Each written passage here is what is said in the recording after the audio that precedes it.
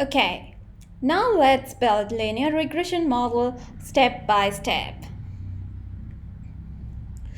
These are the main steps of regression analysis. First, fit a model. Second, visualize the fitted model. Third, measuring the strength of the fit. Fourth, residual analysis. Fifth, interpret the coefficients. Sixth, make predictions using the fitted model. These steps are used iteratively until an appropriate model for the data has been developed. Let's start with simple linear regression model.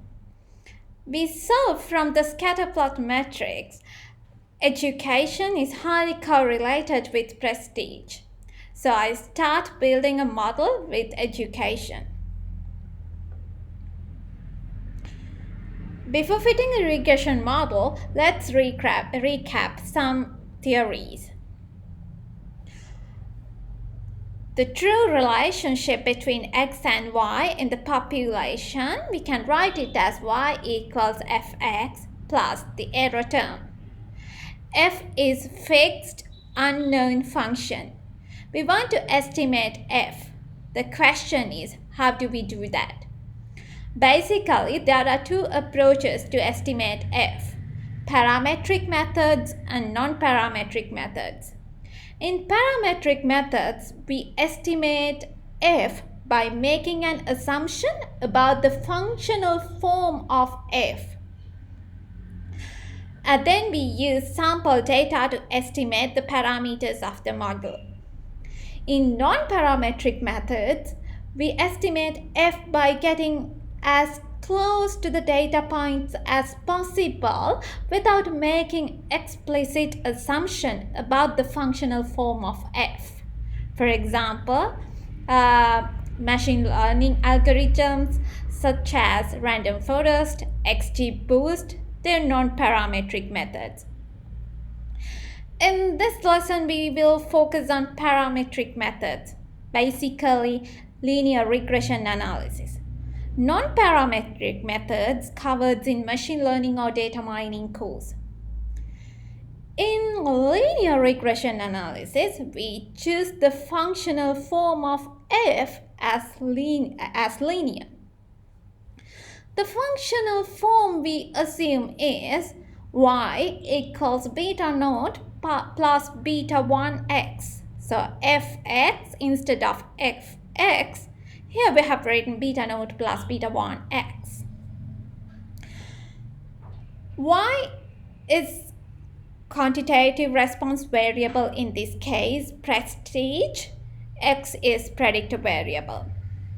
The regression equation is y equals beta naught plus beta 1x plus the error term.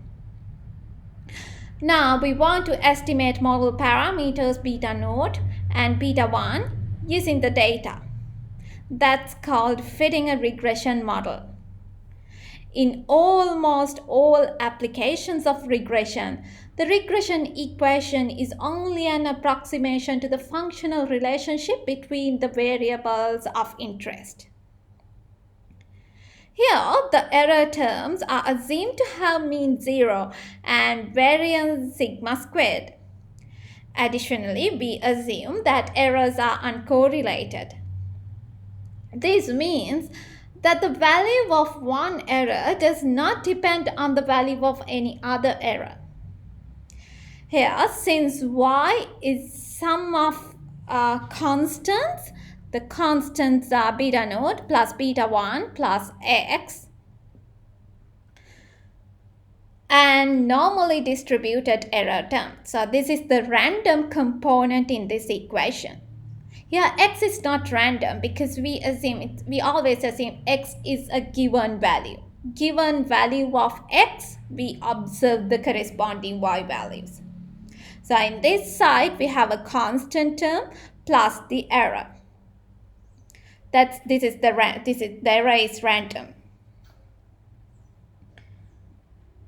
Since y is the sum of the constants and a normally distributed error, hence y is also normally distributed at a given level of x.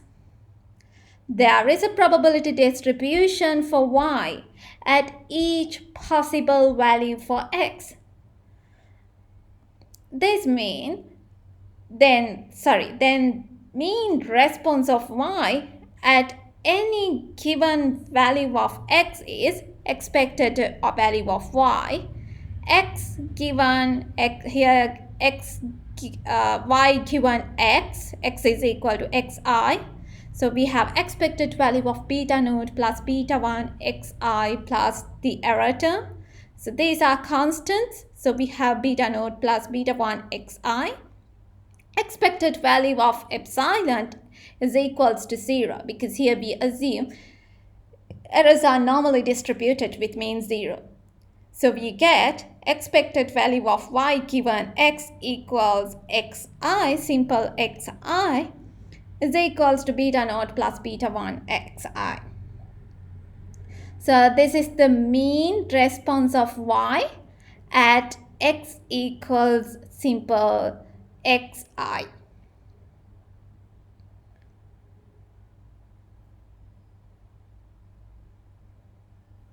For a single observation, I can write the regression equation as yi equals beta naught plus beta 1 xi and the epsilon I. The estimated regression equation is y hat beta naught hat plus beta 1 hat and xi. And here in the fitted regression model, we don't have an error term. Y hat here is the predicted or the fitted value. We expect that the fitted line should be close to the true regression line when a large amount of data are available.